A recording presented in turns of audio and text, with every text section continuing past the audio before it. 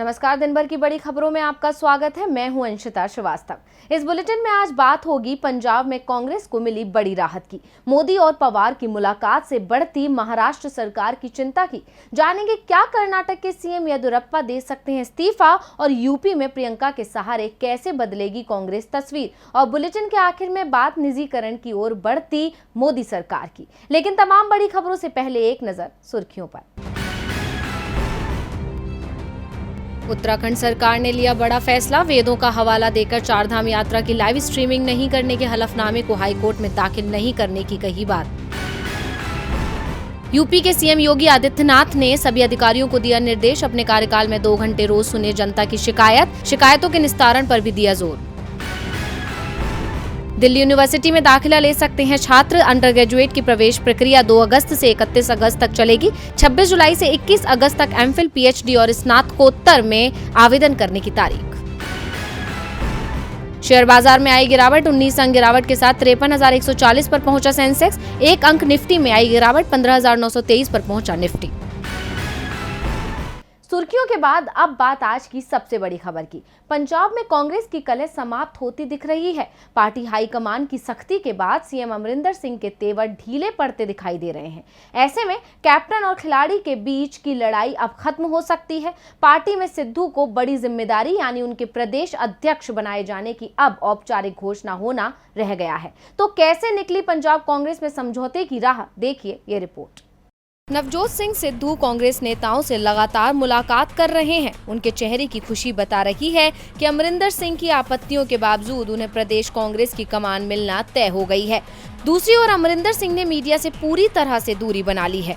उनकी ओर से बयान जरूर दिया गया है कि जो कांग्रेस अध्यक्ष सोनिया गांधी फैसला लेंगी उसे वो स्वीकार करेंगे। अमरिंदर सिंह के बयान अचानक कैसे बदल गए, ये सवाल जरूर बना हुआ है। कल सोनिया गांधी को पंजाब के मामले में ज्यादा हस्तक्षेप न करने की सलाह देने वाले अमरिंदर सिंह आज सोनिया गांधी के हर आदेश का पालन करने को तैयार दिखाई दे रहे हैं। पंजाब कांग्रेस प्रभारी हरीश रावत के साथ मुलाकात के दौरान उन्होंने सिद्धू को प्रदेश अध्यक्ष बनाए जाने के फैसले पर नाराजगी जरूर जताई, लेकिन ये साफ कर दिया कि यदि पार्टी आलाकमान ने ये निर्णय ले लिया है तो वो इसका विरोध नहीं करेंगे। पार्टी का हर कार्यकर्ता सोनिया गांधी के फैसले को स्वीकार करेगा। लेकिन अमरिंदर सिंह ने नवजोत सिंह सिद्धू द्वारा उनके खिलाफ की गई सार्वजनिक बयानबाजी को लेकर जरूर नाराजगी दिखाई है। अमरिंदर ने ये साफ कर दिया कि जब तक सिद्धू अपने बयानों को लेकर खेद नहीं जताएंगे वो सिद्धू से मुलाकात नहीं करेंगे। कैप्टन के नरम पड़ते तेवरों के बीच सिद्धू समर्थकों ने जश्न की तैयारी भी कर ली है। मिठाइयां बांटी जा रही हैं। सुबह नवजोत सिंह सिद्धू पंजाब कांग्रेस के चीफ सुनील जाखड़ से मिले। सुनील जाखड़ पहले ही कह चुके हैं कि पार्टी हाईकमान का आदेश मिलते ही वो इस्तीफा दे देंगे। दावा किया जा रहा है कि पार्टी ने अमरिंदर और सिद्धू को मनाने के लिए जो फॉर्मूला तैयार किया है उसमें कैप्टन के नेतृत्व में कांग्रेस पंजाब विधानसभा चुनाव लड़ेगी। कैप्टन अमरिंदर ही पार्टी के स्टार प्रचारक होंगे, जबकि सिद्धू को प्रदेश कांग्रेस का अध्यक्ष बनाया जाएगा। इसके साथ 4 कार्यकारी अध्यक्ष भी बनाए जाएंगे, जिसमें एक दलित और एक गैर सिख शामिल होगा। कुलजीत नागर और गिलजिया 2 नाम लगभग तय हैं, बाकी 2 नामों पर फैसला होना बाकी है। पंजाब में कांग्रेस की चिंता समाप्त होती दिख रही है, तो एनसीपी चीफ शरद पवार की पीएम मोदी से हुई मुलाकात ने महाराष्ट्र सरकार की चिंता बढ़ा दी है। पवार के रुख से महाराष्ट्र सरकार का भविष्य जुड़ा है, क्योंकि ये सरकार पवार की कोशिशों से ही चल रही है। पवार कांग्रेस से नाराज भी बताए जाते हैं। ऐसे में क्या है पीएम से पवार की मुलाकात के मायने, देखिए ये रिपोर्ट। शरद पवार और पीएम मोदी के बीच हुई आज की बैठक से सियासी गलियारों में अटकलों का बाजार गर्म हो गया है। करीब 50 मिनट तक चली इस बैठक के कई मायने निकाले जा रहे हैं। 19 जुलाई से संसद का मानसून सत्र शुरू हो रहा है, जो 13 अगस्त तक चलना निर्धारित है। इस सत्र में मोदी सरकार ने 17 नए विधेयक लाने की तैयारी की है। इसके अलावा इसी सत्र में जनसंख्या नियंत्रण और समान नागरिक संहिता पर पब्लिक मेंबर्स बिल लाने की तैयारी भी भाजपा सांसदों की तरफ से हो रही है। सूत्रों की माने तो बीजेपी शरद पवार से राज्यसभा में समर्थन चाहती है। इससे पहले कल यानी शुक्रवार को केंद्रीय मंत्री राजनाथ सिंह और पीयूष गोयल ने भी एनसीपी चीफ शरद पवार से मुलाकात की थी। आपको बता दें कि कुछ दिन पहले ही शिवसेना नेता संजय राउत ने शरद पवार को राष्ट्रपति पद के उम्मीदवार के रूप में पेश करने की बात भी कही थी।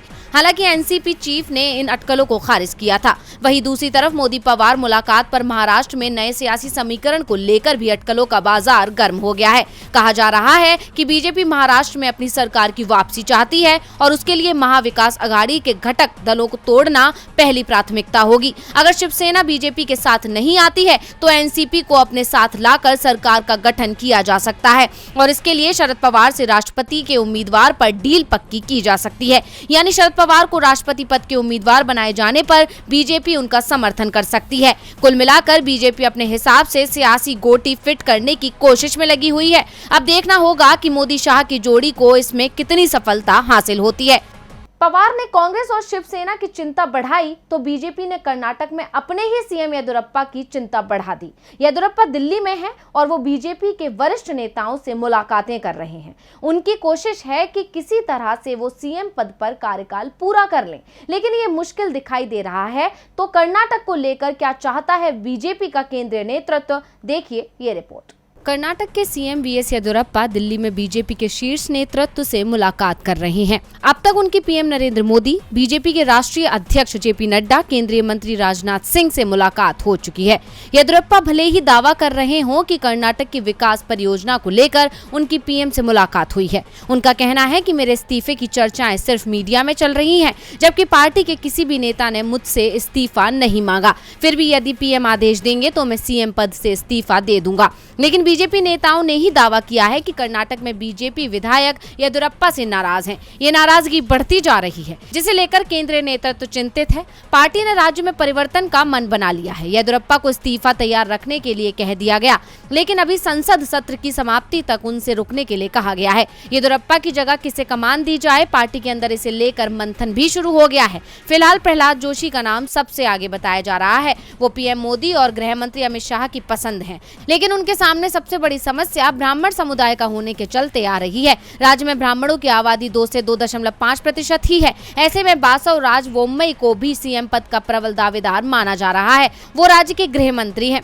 पार्टी संगठन में भी उनका दबदबा माना जाता है। वो लिंगायत संप्रदाय के हैं, जिसकी आबादी कर्नाटक में 18 से 20% के बीच है। तीसरा नाम मुरुगेश निरानी का है, जो येदियुरप्पा सरकार में खनन मंत्री भी हैं। वो कर्नाटक सीएम की पसंद भी हैं। ये भी लिंगायत समाज से ही आते हैं। अगर येदियुरप्पा की पसंद पर मुहर लगती है तो मुरुगेश का सीएम बनना तय है। येदियुरप्पा अपने इस्तीफे के बदले अपने बेटे के लिए राज्य सरकार में डिप्टी सीएम का पद चाहते हैं। फिलहाल बीजेपी इसके लिए तैयार नहीं है, लेकिन उन्हें बड़ी जिम्मेदारी सौंपने के संकेत जरूर दिए गए हैं। येदियुरप्पा को भी किसी राज्य का राज्यपाल बनाया जा सकता है। अब देखना दिलचस्प होगा कि कर्नाटक की कमान भाजपा किसे सौंपती है और क्या भविष्य होता है येदियुरप्पा का।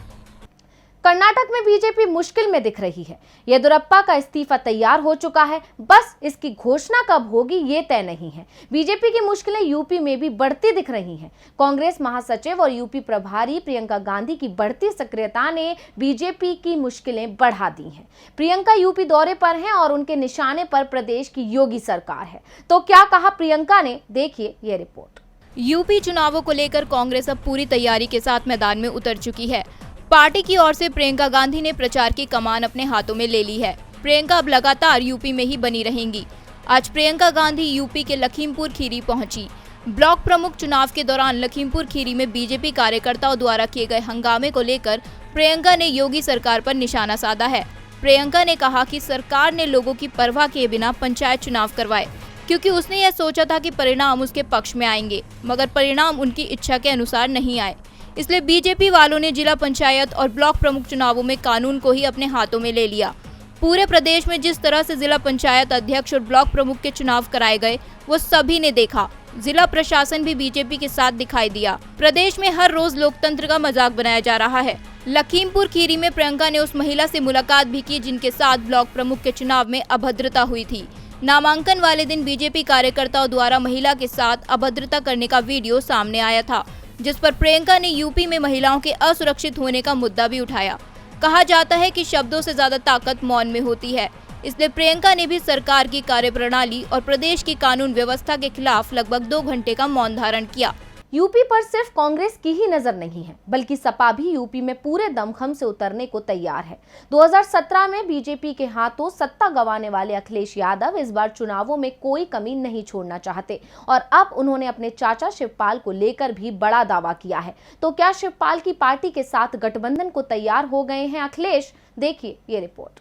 उत्तर प्रदेश विधानसभा चुनावों को 6 महीने का समय ही बचा हुआ है। प्रदेश में राजनीतिक गतिविधियां अचानक तेज हो गई हैं।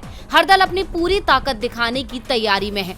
2017 में बीजेपी के हाथों अपनी सत्ता गंवाने वाली सपा इस बार कोई कमी छोड़ने को तैयार नहीं है। अखिलेश यादव कांग्रेस और बीएसपी से गठबंधन कर नुकसान उठा चुके हैं, इसलिए इस बार वो छोटे दलों की ओर देख रहे हैं। आरएलडी और महान दल के साथ उनका गठबंधन तय हो चुका है। प्रगतिशील समाजवादी पार्टी के अध्यक्ष शिवपाल यादव को लेकर भी वो नरम दिखाई देने लगे हैं। अखिलेश ने कहा कि प्रसपा के साथ सपा गठबंधन को तैयार है। इस बारे में चाचा शिवपाल को ही फैसला लेना है। सपा पहले ही तय कर चुकी है कि जसवंत नगर सीट पर वो अपना उम्मीदवार नहीं उतारेगी। इसी सीट से शिवपाल यादव विधायक हैं। शिवपाल के साथ पुराने मतभेद मिटाने की कोशिश भी अखिलेश यादव ने शुरू कर दी है। यूपी में 2017 के विधानसभा चुनाव से ठीक पहले सपा पर वर्चस्व को लेकर अखिलेश और शिवपाल के बीच लड़ाई शुरू हुई थी, जिसमें बाजी अखिलेश के हाथ लगी, लेकिन इसकी कीमत उन्हें प्रदेश की सत्ता से हाथ धोकर चुकानी पड़ी। लेकिन अब उनकी पुरानी गलतियों से सबक लेते हुए अखिलेश इस बार कोई कमी नहीं छोड़ना चाहते। इस बीच अखिलेश यादव की आम आदमी पार्टी के साथ भी बातचीत शुरू हो गई है। सपा ने आपको गठबंधन का न्योता दे दिया है। आप सांसद संजय सिंह अखिलेश से मुलाकात कर चुके हैं और जल्द ही केजरीवाल के साथ भी अखिलेश की मुलाकात हो सकती है। संकेत साफ है कि आप और प्रसपा के साथ सपा का गठबंधन तय है, यानी 5 साल बाद चाचा भतीजा एक बार फिर साथ दिखाई देंगे। चाचा भतीजे साथ आए तो बीजेपी सरकार की परेशानी बढ़ना तय है। वैसे परेशानी में तो केंद्र की मोदी सरकार भी घिरती दिख रही है। धार्मिक आधार पर होने वाले भेदभाव को लेकर मोदी सरकार के खिलाफ विदेशों में भी चिंता जताई जा रही है। दुनिया भर के 30 से ज्यादा सिविल सोसाइटी संगठनों ने एक प्रस्ताव पास किया, जिसमें भारत के लिए अहम फैसला लिया गया है, जो भारत के लिए मुश्किल भी पैदा कर सकता है। तो इस खास रिपोर्ट में देखिए क्या है वो फैसला। भारत में पिछले कुछ सालों में किसी विशेष धर्म के लोगों के साथ भीड़ द्वारा मारपीट के मामले बढ़ गए हैं, जिस पर चिंता होना लाजमी है, क्योंकि अगर मानव अधिकारों की ही बात करो तो हर व्यक्ति को धार्मिक स्वतंत्रता है, लेकिन अभी ऐसा देखने को नहीं मिल रहा है, जिस पर दुनिया भर के 30 से ज्यादा सिविल सोसाइटी संगठनों ने चिंता जाहिर की और एक साझा प्रस्ताव पास किया, जिसमें अमेरिकी विदेश विभाग से भारत को धार्मिक मामलों में विशेष चिंता वाले देश के वर्ग में डालने की अपील की गई है। इसके अलावा भारत में गैर हिंदुओं के साथ धार्मिक भेदभाव और उनके खुलेआम उत्पीड़न को बढ़ावा देने वालों पर प्रतिबंध लगाने की भी मांग की गई है। यह प्रस्ताव अमेरिका में पहली बार हुई अंतर्राष्ट्रीय धार्मिक स्वतंत्रता समिट के दौरान पेश हुआ। बता दें कि किसी भी देश को विशेष चिंता वाले देश का दर्जा सिर्फ अमेरिकी विदेश मंत्री की तरफ से दिया जा सकता है, वह भी सिर्फ तब जब उस देश में धार्मिक स्वतंत्रता उल्लंघन के गंभीर मामले सामने आए। अगर अमेरिकी विदेश मंत्री ऐसा करते हैं तो इस बारे में अमेरिकी संसद को भी जानकारी दी जाती है। इसके बाद अमेरिकी सांसद आर्थिक और गैर आर्थिक प्रतिबंधों के जरिए ऐसे देश पर धार्मिक स्वतंत्रता बनाए रखने का दबाव डालते हैं। अगर अमेरिकी सरकार इस आयोग के प्रस्ताव को मान लेता तो भारत को सऊदी अरब, चीन, पाकिस्तान, ईरान और ऐसे अन्य देश के वर्ग में जगह मिलती। हालांकि अमेरिकी विदेश विभाग ने इस रिपोर्ट को मानने से इनकार कर दिया था और भारत ने भी सभी आरोपों को सिरे से खारिज कर दिया है। साथ ही अमेरिकी सरकार के अधिकारियों ने कहा कि भारत में स्वतंत्र प्रेस है और मानवाधिकार आयोग है, जो उल्लंघनों पर निगरानी रखते हैं। अब भले ही भारत ने इन आरोपों से इनकार कर दिया है, लेकिन सच्चाई से हम सभी वाकिफ हैं। वहीं दूसरी तरफ अगर ये आरोप साबित हो जाते हैं और भारत को सूची में शामिल कर दिया जाता है तो देश की सत्तारूढ़ पार्टी को इससे काफी नुकसान हो सकता है। तो अब देखना होगा कि देश की केंद्र सरकार अपनी छवि को कैसे सुधारती है। और बुलेटिन के आखिर में निजीकरण को लेकर सरकार के एक और फैसले की वित्त मंत्री निर्मला सीतारमण पहले ही साफ कर चुकी हैं कि सरकार निजीकरण की ओर तेजी से बढ़ रही है, क्योंकि देश में तेज विकास दर के लिए निजी निवेश की जरूरत है और इस निवेश के लिए सार्वजनिक क्षेत्र की कई कंपनियों को बेचने की तैयारी कर ली गई है। रेलवे के भी निजीकरण की ओर सरकार ने कदम बढ़ा दिए हैं। वैसे सरकार की ओर से दावा यही किया जा रहा है कि रेलवे का निजीकरण नहीं होगा, तो वो कौन सा फैसला लिया है सरकार ने जिससे रेलवे के निजीकरण को मिलता दिख रहा है बढ़ावा? देखिए ये रिपोर्ट। देश में सभी सेक्टर्स धीरे धीरे प्राइवेट होते जा रही हैं। सरकार सार्वजनिक क्षेत्र की कंपनियों की संख्या घटाकर सिर्फ 2 दर्जन तक सीमित कर सकती है, जो अभी 300 से भी ज्यादा है। लेकिन क्या इसमें रेलवे को भी शामिल कर लिया गया है? वैसे सरकार अब तक रेलवे के निजीकरण से इनकार करती रही है, लेकिन रेलवे के विकास के लिए 5 लाख करोड़ की निजी निवेश की बात भी करती रही है। जाहिर सी बात है, इतना बड़ा निवेश रेलवे के बिना निजीकरण के आना मुश्किल है। रेलवे के निजीकरण की शुरुआत भी हो चुकी है। शुरुआत ट्रेनों के रखरखाव से हुई, फिर कई लग्जरी ट्रेनों को चलाने का जिम्मेदार निजी कंपनियों को दे दिया गया। इसे बढ़ाते हुए बाद में कुछ स्टेशन भी प्राइवेट कंपनियों के हवाले करने की तैयारी शुरू हुई। अब यूपी के गाजीपुर सिटी स्टेशन के साथ ही पूर्वोत्तर रेलवे के 14 स्टेशनों पर पूछताछ काउंटर आउटसोर्सिंग एजेंसी के जरिए संचालित करने की तैयारी हो गई। अब इन काउंटर पर निजी एजेंसी के लोगों को ट्रेनों के आवागमन से जुड़ी जानकारी देंगे। बता दें कि गाजीपुर सिटी रेलवे स्टेशन पर ट्रेनों के आने जाने की जानकारी के साथ ही ट्रेनों का आगमन और प्रस्थान किस प्लेटफॉर्म पर होगा, ऐसी जानकारी अब आपको भारतीय रेल के कर्मचारियों से नहीं मिलेगी। अब इस तरह की जानकारी यात्रियों को निजी वेंडर के कर्मचारियों से हासिल होगी। इन कर्मचारियों का ड्रेस कोड रेल कर्मचारियों से अलग है। पूर्वोत्तर रेलवे के वाराणसी, छपरा, बलिया, मऊ, सीवान, वाराणसी सिटी, गाजीपुर, बेलथरा रोड, देवरिया सदर, आजमगढ़, भटनी, प्रयागराज, सलेमपुर और ओडिहार जंक्शन पर 8-8 घंटे की शिफ्ट में 24 घंटे पूछताछ की सेवा उपलब्ध रहेगी। तो आज इस बुलेटिन में बस इतना ही। देखते रहिए डीवी लाइव। नमस्कार।